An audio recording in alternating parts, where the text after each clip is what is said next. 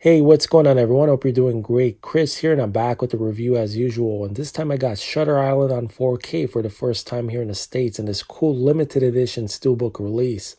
And it's directed by the legend Martin Scorsese.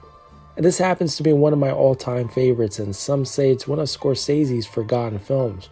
Well, I do agree somewhat, because when you think of Scorsese's pictures, one of the first films that comes to mind is Goodfellas, Raging Bull, Taxi Driver, Casino, of course The Departed, and now his latest instant classic, The Irishman. So sure, Shutter Island may not be one of the movies you think of first, but that's because the man has a vast library of epic films. We just tend to think of the ones that he's known for the most.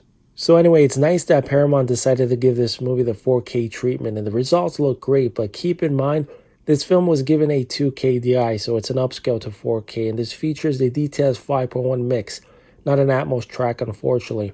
But don't let that steer you away, because this is a sharp looking presentation with deep black lows and vivid colors. And you can easily make out the fine details on faces, clothing, buildings. However, I did notice the slightest amount of black crush, like for example during one of the opening scenes when the warden brings in Teddy and Chuck to the doctor's office. The deputy's uniform blends in with the shelf behind him to a point where you can't even tell the two apart, which wasn't as noticeable on the Blu-ray release, but it's borderline black crush. I didn't find it distracting. But just know you'll notice it a bit in a few scenes. But then again, this is somewhat of a dark film to begin with. It's just more rich and vibrant in 4K because of the high dynamic range. Also, the grain is intact, which is more apparent during the dark scenes, but it's a fine layer of grain, not overpowering. And the film itself has a vintage look to it, which obviously is done on purpose to set the mood and time period in which the film takes place. But in comparison to the Blu-ray, is there quite a bit of difference between the two, if you may ask? Well, yes and no. The Blu-ray still produces a beautiful picture and the sharpness looks great. It's just slightly more defined in 4K and the grain is more present, which wasn't the case on Blu-ray since the image was a bit more clear. Basically, the grain was less noticeable. But yeah, the 4K brings a bit more life to the film. Just don't expect a night and day difference between the two. That's all.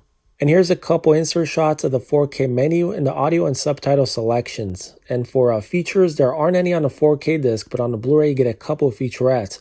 One is behind the shutters and the other into the lighthouse. It's essentially the same old Blu-ray disc from the previous release. So yeah, closing it out, if you're a fan of this film, it's a worthy pickup in 4K, and the added definition and colors give it a more cinematic feel. And it's a great way to experience this film, which I can't believe is already 10 years old.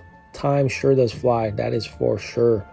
And as always, thanks for taking a look, and I'll see you guys in the next one. Take care.